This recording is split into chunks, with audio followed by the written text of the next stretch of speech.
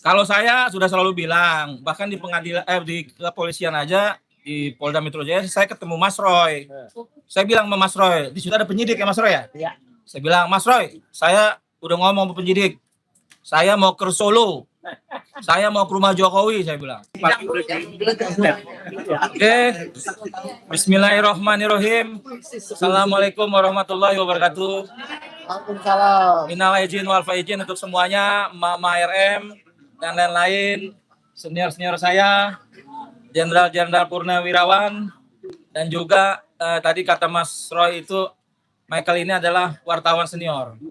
Tapi kalau menurut saya wartawan tersangka.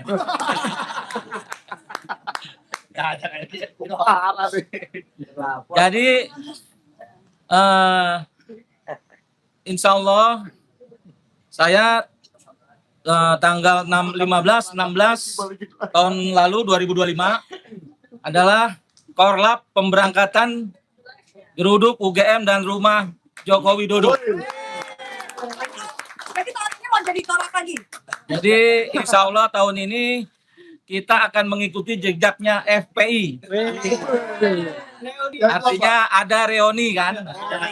Kita mau bikin reuni 1 tahun geruduk UGM dan rumah Jokowi. Hidup Rustam. Oh enggak ada sih. Insya Allah kita akan coba kumpulin kawan-kawan, baik pejuang-pejuang, mama, purnawirawan juga, aktivis-aktivis lintas angkatan. Nah, terutama aktivis-aktivis yang dulu pernah ikut mendukung Joko Widodo di Jakarta. Artinya ini berhubungan dengan relawan Jokowi yang dari Solo. Nah, berdasarkan investigasi saya, terciptanya ijazah palsu Jokowi ini salah satunya adalah campur tangannya mantan ketua KPUD Solo yang bernama Eko Sulistyo. Nah, ketika Jokowi masuk Jakarta, Jokowi itu kan masih pelengah-pelengok gitu. Masih nggak tahu apa-apa situasi Jakarta. Nah, Eko lah yang tahu situasi Jakarta. Karena Eko lama bergaul dengan aktivis-aktivis Jakarta. Makanya Jokowi diperkenalkan dengan aktivis-aktivis yang lain.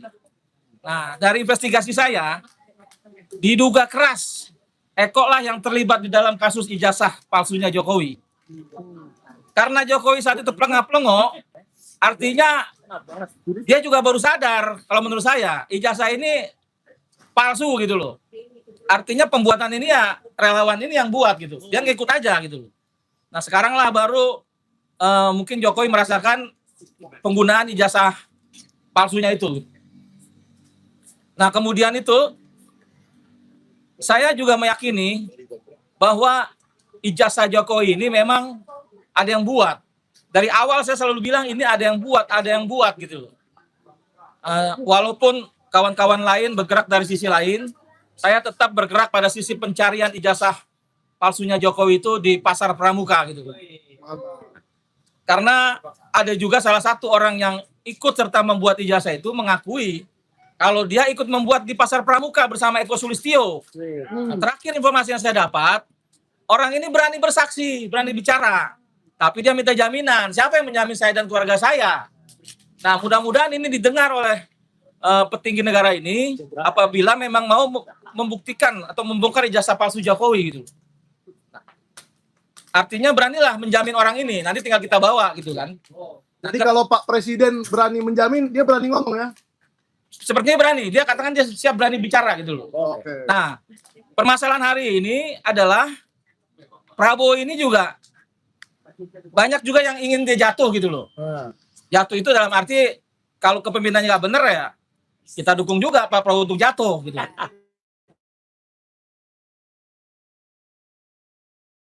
Tapi kemudian ada orang yang ingin menjatuhkan, dalam arti saya lebih melihat yang menjatuhkan ini wakilnya gitu loh. Nah, itu. Jadi Pak Prabowo berhati-hatilah dengan wakilnya ini. Nah, menurut sejarah juga jatuhnya presiden itu pasti ada campur tangan wakilnya. Karena wakilnya itu pengen naik gitu loh.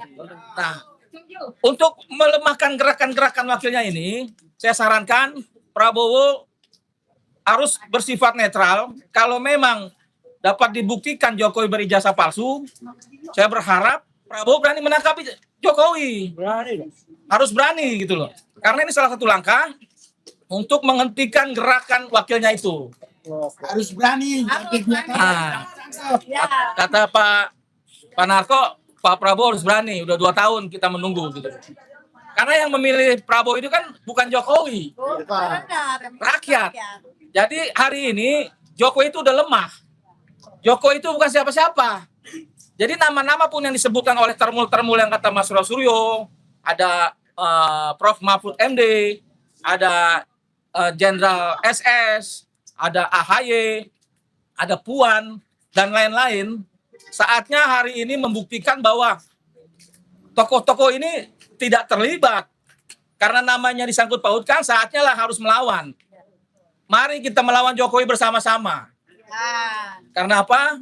Karena Jokowi memang biang kerok negara ini gitu. Jokowi lah yang merusak negara ini. Jadi ini cara mudah untuk menghentikan dinasti Jokowi. Yang kemungkinan nih Gibran akan mencoba untuk jadi presiden, Kaisang juga, mungkin nanti cucunya. Nah, analisa saya, investigasi saya di lapangan, Jokowi masuk Jakarta ini melalui relawan-relawan yang beraliran kiri. Yang diduga ada organisasi terlarang lah saat tempo hari gitu loh. Nanya bang, termasuk Andi Aswan nggak di situ? Andi Aswan ini saya kurang tahu dia apa kiri apa kanan nih kan. Tapi artinya Andi Aswan kalau ketemu saya selalu kabur gitu kan. Lanjut. Ada yang disembunyikan kan gitu. Nah, oleh karena itu saya meyakini betul bahwasanya foto ijazah itu bukan fotonya Jokowi. Jadi untuk institusi Polri, untuk kejaksaan harus berhati-hati menangani kasus Mas Roy ini. Menurut saya foto yang di ijazah itu kalau lihat kumisnya lebih mirip Mas Roy Suryo. Wah. Bukan Jokowi gitu loh. Jadi Apa itu foto Jokowi ditempel kumis Pak Roy? Jadi polisi saya berharap hati-hati menangani kasus ini. Apabila kasus ini disalahgunakan oleh polisi, ini berisiko rakyat akan melihat polisi lebih baik dibubarkan. Nah, berdasarkan masa lalu polisi yang dibuat menjadi partai coklat, banyak kisah-kisah kelam saat itu. Saya melihat inilah salah satu cara polisi atau langkah polisi memperpanjang penanganan ini karena dia tidak mau salah langkah. Artinya dia tidak mau lagi kejadian seperti KM 50. Banyak yang meninggal lah di rezim Jokowi. Nah, mudah-mudahan polisi hari ini lebih benar-benar berjuang pada keadilan. Saya berharap polisi tidak lagi di bawah ketiaknya Jokowi gitu loh. Karena ketiak Jokowi itu udah bau asem. Jadi jangan lagi di bawah ketiak Jokowi. Polisi harus mandiri. Polisi harus berpihak kepada kebenaran. 2019 Kasus Bawaslu lagi. Jadi saya rasa polisi sangat berhati-hati untuk menangani kasus ini. Kanjuruhan lagi. Saya yakin polisi tidak akan sembarangan. Justru saya melihat polisi nantinya akan menangkap Jokowi. Terima kasih. Wabillahi taufiq wal hidayah. Wassalamualaikum warahmatullahi wabarakatuh. Bang, tunggu dulu bang. Iya. Ini pertanyaan buat Bang Rustam nih. Setelah Bang Rustam melihat perjalanan Rismon ke Solo, ke rumah Wapres, dapat parcel gede, nggak tertarik ke Solo bang? Kalau saya sudah selalu bilang, bahkan di pengadilan, di kepolisian aja, di Polda Metro Jaya, saya ketemu Mas Roy. Saya bilang sama Mas Roy, di situ ada penyidik ya Mas Roy ya? Iya. Saya bilang, Mas Roy, saya udah ngomong sama penyidik, saya mau ke Solo, saya mau ke rumah Jokowi, saya bilang. Mas Roy agak pucat-pucat juga kan, karena polisi sebelah itu. Terus saya bilang, saya ke rumah Jokowi, saya mau bilang, kalau Jokowi ijazah kamu buatan pasar pramuka, yang bikin kawan saya mengakui. Artinya di situ Mas Roy agak ketawa juga dan polisi ketawa juga gitu. Itu yang pertama. Ketawa polisinya ya. Itu yang pertama. Yang kedua itu saya bilang juga, kalau Bang Rismon dapat parcel ya kan? Ya. Kalau saya nggak mau nilainya sama dengan parcel, paling tidak 1.000 triliun. Michael saya kasih 5 triliun. Baik teman-teman, kembali lagi bersama saya di Sumut News. Pada kesempatan ini kembali kita akan membahas tentang isu ijazah Presiden Jokowi yang sangat-sangat berlarut-larut sampai saat ini menjadi perbincangan dan perdebatan di media sosial maupun di acara televisi. Jadi ini sangat diragukan keadilan dan proses hukum yang berlaku sampai saat ini. Akhir-akhir ini ada kabar dari kubu Roy Suryo. Seorang Rustam Effendi mengambil keputusan nekat untuk menemui Jokowi. Tentu saja memicu spekulasi di berbagai kalangan. Banyak yang bertanya-tanya apakah langkah ini akan membawa angin segar dalam penyelesaian kasus yang sudah berlangsung lama ini, atau justru akan memunculkan dinamika politik baru yang tak terduga. Sementara itu, situasi di lapangan terbilang sangat rumit dan sangat sensitif.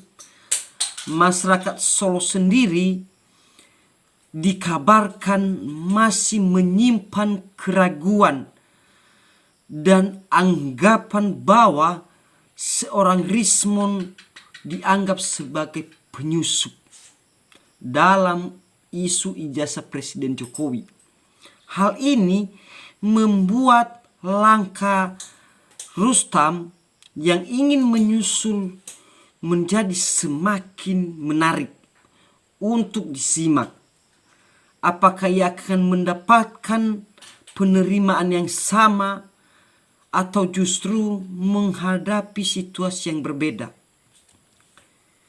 Di sisi lain, kasus ini semakin rumit dengan munculnya berbagai versi dan pernyataan dari tokoh-tokoh lain.